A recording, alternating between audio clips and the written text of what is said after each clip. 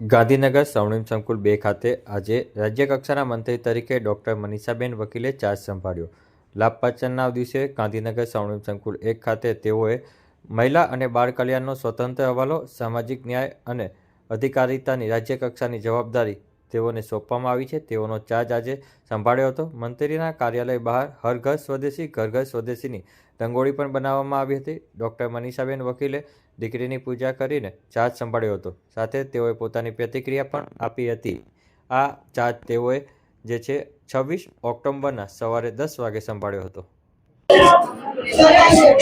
મારો વિભાગ જે મહિલા બાળ કલ્યાણ વિભાગ સાથે બાળકોને પણ લાગતી વિભાગ છે, ત્યારે આજે મારો જ્યારે આ કાર્યાલયમાં પ્રવેશ થયો છે ત્યારે દીકરીઓને મહત્વ આપીને અને જે માં જગદંબા એમની પૂજા આરાધના કરીને આજે ઓફિસમાં બેસવાનું થયું છે. સાથે જ મારા વિસ્તારના કાર્યકર્તા હોય, શહેરના આગેવાનો, મારા સાથી ધારાસભ્ય સૌ અહીં ઉપસ્થિત છે.